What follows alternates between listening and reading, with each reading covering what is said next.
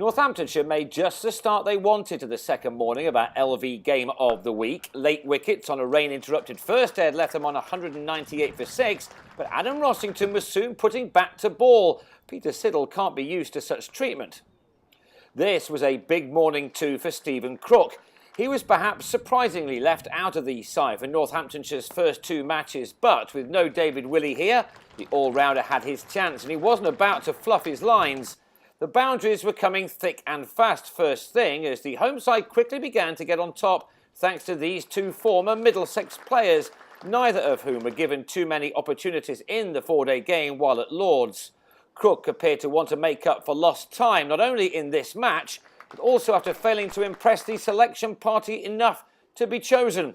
He may be very difficult to leave out after this knock though, one of the best of his career. In fact, Crook was dominating the scoring early on, almost catching up his partner Rossington, taking some time to convert his overnight 33 into a half-century, the third of this innings. It was reached off 73 deliveries with his 7th 4 to go with his 1 maximum. This was not the start to the day Lancashire would have been expecting. There was perhaps only one way that Crook was going to get to his half-century, with a 6 of his own off Simon Carrigan, a boundary which took the man who had 3 summers on the Lancashire staff to a 50 off 57 balls. He was quickly turning this game his side's way. But just when it was needed, Lancashire removed Rossington, Jordan Clark winning the LBW, which sent the batsman on his way for 57 after 80 had been added for the 7th wicket.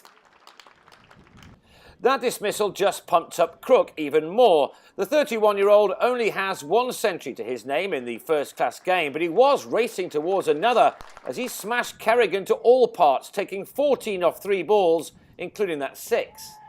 But in the same over, Carrigan trapped Rory Kleinfeldt in front for 4 with a total on 298 for 8, and the visitors would have been hopeful of finishing the innings off before too long. In their promotion season a couple of years back, Northamptonshire kept scoring heaps of runs from the bottom of their order, and they are starting to do that again this year. Crook took his boundary count to 13 4s and 2 6s and moved into the 90s after dominating a 9th wicket stand of 35 with Ollie Stone. So you had to feel for Crook when he was legged before to Kyle Jarvis, just 9 shy of his 2nd ever ton, but his knock had certainly given his side and their supporters plenty to smile about. His 91 came off only 89 balls. Now it was Stone who took over. He'd struck his career best in his last innings in the win in Leicester last week, and he was to pass the 28 he made there, scoring 38 here. He and Azarullah frustrated the visiting attack by batting for 15 overs in adding 52 more runs for the final wicket, a partnership which gave Northamptonshire a 4th batting bonus point. At last, Clark did it all by himself to end the innings on 385, the young all-rounder ending with figures of 4 for 101 in just his 2nd first-class match. This one coming the day when it was announced that Tom Smith's back injury may be worse than initially feared. The momentum was now with the home team, and it stayed with them as Kleinfeldt removed Lewis Rees for a duck in the first over of the reply, before the South African struck again in his next over. A great moment for Kleinfeldt, who saw off his fellow countryman Alvaro Peterson for a single. A wicket was left Lancashire on 3 for 2. It was nearly even better for the home team, but Richard Levy missed a tough chance at third slip to get rid of Paul Horton on 13 off the unlucky Crook. Now in Ashwell Prince, Lancashire have a man who simply loves scoring runs. His best years at international level may now be well behind him, but the man who turns 38 later in the month has lost none of his ability to score runs at county level in crucial situations such as this one. He started what is the 21st year of his professional career with scores of 21 and 97 against Derbyshire and another 108 in the win over Kent last week. He was soon off and running again here. It now seems rather remarkable that Prince was planning to retire from the game at the end of last summer. He was well backed up by Horton, who was coming off the back of 2 very different 50s against Kent, one made in tough conditions on day 1, the other in a rush as his side got over the line to make it 2 wins from 2 this season. He had added 112 for the 3rd wicket with Prince when the opener fell just 1 short of a 3rd consecutive half-century, as he was LBW to Azarullah with a total on 115 for 3, the deficit standing at 270. Prince batted on. He's become, over the years, a man who is very difficult to dislodge once he's got his eye in, and his eye was certainly in by now. He's closing in on 18,000 first-class runs in his tremendous career. This was the 128th time that he got to at least a 50 in an innings, and he was soon closing in on what would be his 12th ton for his county.